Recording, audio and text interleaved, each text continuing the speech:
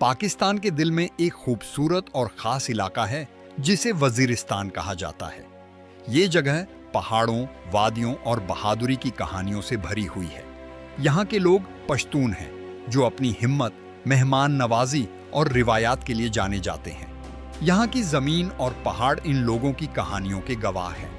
آج ہم آپ کو وزیرستان کے ایک خاص سفر پر لے چلیں گے جہاں آپ کو اس کی تاریخ، جدوجہد اور لوگوں کی زندگیوں کے بارے میں جاننے کو ملے گا۔ وزیرستان کے لوگ صدیوں سے اپنی پرانی روایات پر عمل کرتے آئے ہیں۔ ان کا ایک خاص اصولی نظام ہے جسے پشتون ولی کہا جاتا ہے۔ اس میں عزت، مہمان نوازی اور بدلے کو بڑی اہمیت دی جاتی ہے۔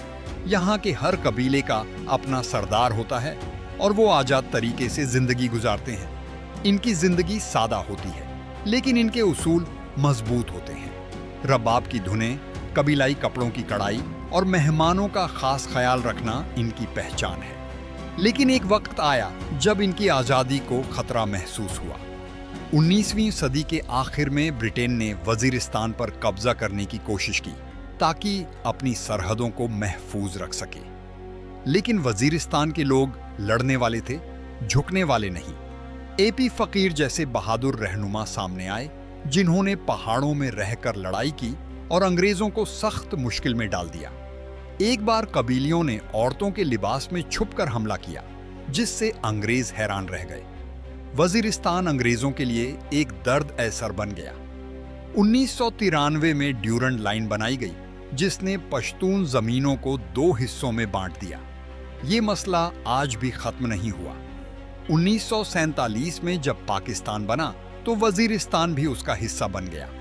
حکومت نے قبیلائی علاقوں کو کچھ حد تک آزادی دی لیکن ترقی کے کاموں میں کمی رہی۔ سڑکیں اور اسکول بنے لیکن بہت سے لوگ خود کو پیچھے محسوس کرنے لگے۔ چونکہ یہ علاقہ افغانستان کے قریب ہے اس لیے یہاں کے لوگ کئی جنگوں سے متاثر ہوئے، جیسے روس اور افغانستان کی لڑائی۔ یہاں کے لوگ اپنی روایات سے جڑے رہے لیکن دنیا بدل رہی تھی اور نئے مسئلے سامنے آ رہے تھے۔ 2001 کے بعد جب دہشت گردی کے خلاف جنگ شروع ہوئی تو وزیرستان پھر خبروں میں آ گیا۔ یہاں پاکستانی فوج نے کئی آپریشنز کیے اور امریکی ڈرون حملے بھی ہوئے۔ ان لڑائیوں سے عام لوگ بہت متاثر ہوئے۔ کئی لوگ بے گھر ہو گئے اور بہت سے بے گناہ مارے گئے۔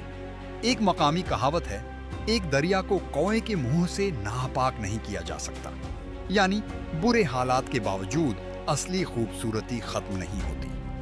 وزیرستان کے لوگ مضبوط ہیں لیکن ان کے دلوں پر ان واقعات کے نشان باقی ہیں۔ سوال یہ ہے کہ کیا کبھی یہاں مکمل امن آ سکے گا؟ وزیرستان کی کہانی اس کے بہادر لوگوں کی ہے جنہوں نے ہر مشکل وقت میں اپنی پہچان اور اپنی سنسکرتی کو زندہ رکھا۔ آج جب سورج ہندو کش کے پہاڑوں پر غروب ہوتا ہے، وزیرستان ایک نئے موڑ پر کھڑا ہے۔ امید ہے کہ یہاں خوشحالی اور سکون کا دور آئے گا اور وزیرستان اپنی تاریخ کا ایک نیا اور روشن باب لکھے گا۔ یہاں کے پہاڑ گواہ ہیں ایک ایسی سرزمین کے جہاں روایت اور نیا زمانہ ایک ساتھ چلنے کی کوشش کر رہے ہیں۔ یہ اختتام نہیں بلکہ ایک نئی شروعات ہے۔